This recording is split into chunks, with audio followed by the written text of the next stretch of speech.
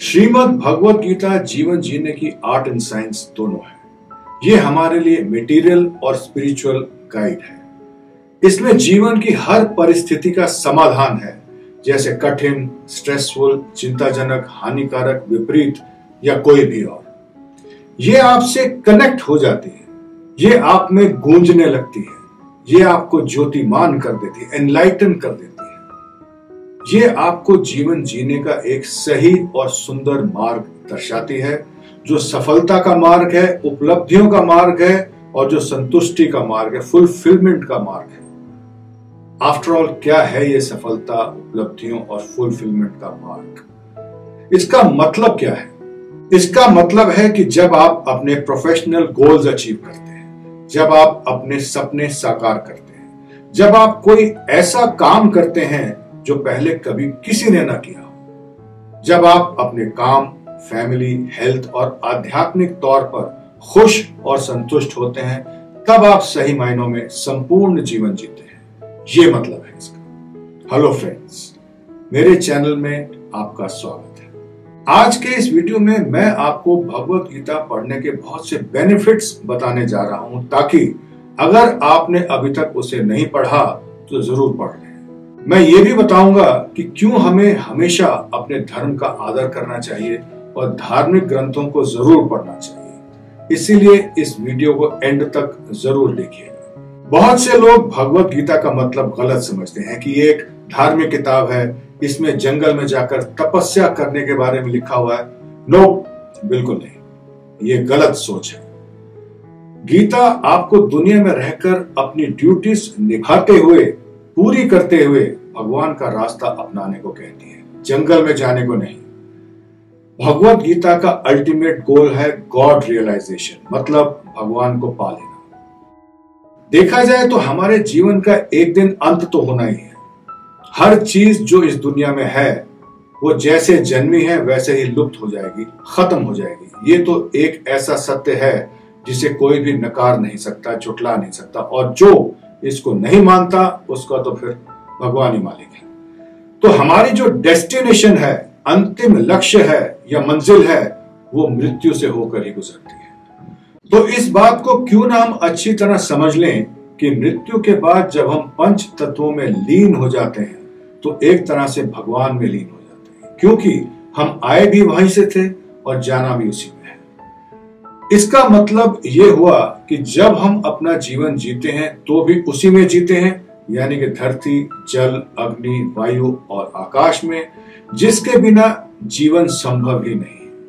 तो जब पैदा भी उसी में होना है, जीना भी उसी में है और एक दिन समाप्त भी उसी में होना है, तो क्यों ना इस जीवन को सार्थक करने के लिए उस ईश्वर को समझ लें, जान लें, उससे कनेक्ट कर लें। बस इसी का मार्ग बताती है भगवत गीता। आगे बढ़ने से पहले मेरे इस वीडियो को लाइक अवश्य करिए और मेरे चैनल को सब्सक्राइब भी जरूर कर लीजिए, ताकि मैं आपको इंस्पायर और मोटिवेट करता रहूं।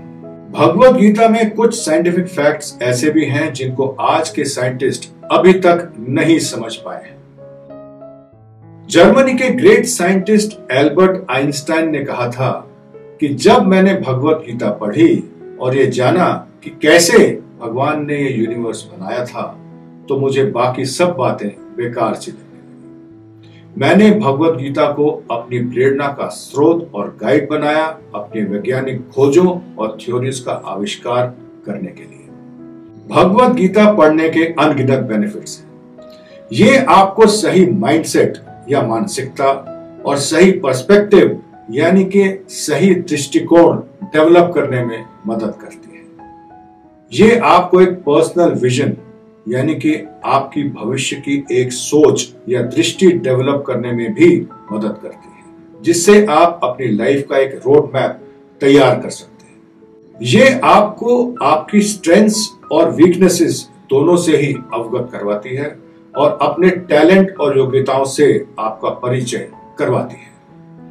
और जब आप ये सब जान जाते हैं, अपने अंतःकरण में झांकने लगते हैं, तो आपको अपना सही रास्ता भी दिखने लगता है कि आपको कहां जाना है और कहां पहुंचना है, आपका लक्ष्य क्या है, जीवन का मकसद क्या है, और फिर आप जीवन की सब ड्यूटीज पूरी करते हुए और उपलब्धियां करते हुए अंततः ईश्वर के साथ कनेक्ट होकर उससे रिश्ता कायम करके एनलाइटन हो जाते हैं, ज्योतिमान हो जाते हैं, अपने जीवन का और इस पूरे ब्रह्मांड का सत्य जान जाते हैं।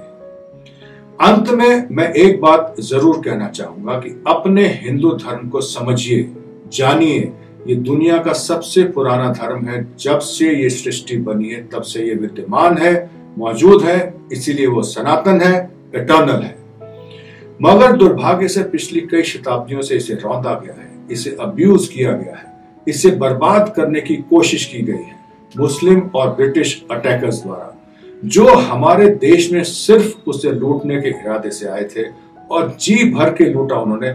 न सिर्फ हमारा धन और वैभव बल्कि हमारी संस्कृति, हमारे धर्म, हमारी भाषा को भी गहरी चोट पहुंचाई। और सबसे घातक बात, उन्होंने हमारी सोच पर प्रहार किया कि हमारा धर्म एकदम बकवास है, जिसमें ऐसी बातें लिखी हैं जो कभी हो ही नहीं सकती। अंग्रेजों ने तो हमारे धर्म को माइथोलॉजी का नाम दे दिया, यानी कि केवल कल्पना मात्र। लेकिन हमारा धर्म और ग्रंथ स्पिरिचुअल और साइंटिफिक फैक्ट से भरे हैं। वो लोग हमारा ज्ञान, विकास और वैभव देखकर चकित रह जाते थे, इसलिए हम पर लूटमार करने के लिए आक्रमण करते थे। लेकिन इस सब के कसूरवार हम ही हैं, क्योंकि हम अपने धर्म की, अपने ग्रंथों की, उनकी फिलॉसफी की महानता को भूल गए थे।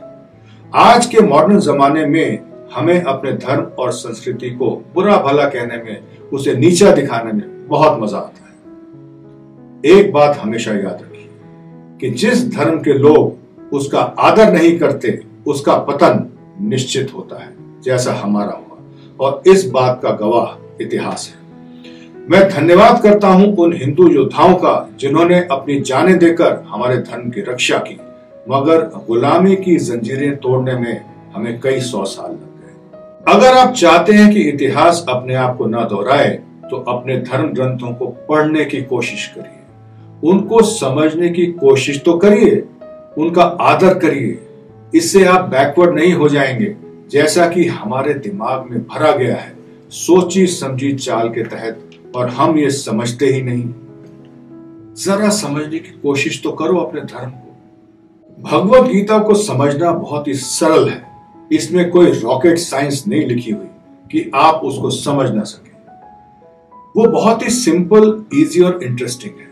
सारी दुनिया इसकी महानता मान चुकी है। इसे पढ़कर आप ईश्वर से अपना रिश्ता सुदृढ़ करने में सफल होंगे, और एक बार आपने ऐसा कर लिया तो फिर ईश्वर आपके लिए सब भंडार खोल देगा। मेरा वीडियो देखने के लिए बहुत बहुत धन्यवाद। आशा करता हूं ये आपको अवश्य पसंद आया होगा। इसे शेयर अवश्य करिए और अपने प्रश्न और विचार नीचे कमेंट्स बॉक्स में जरूर लिखिए। जय श्री कृष्ण।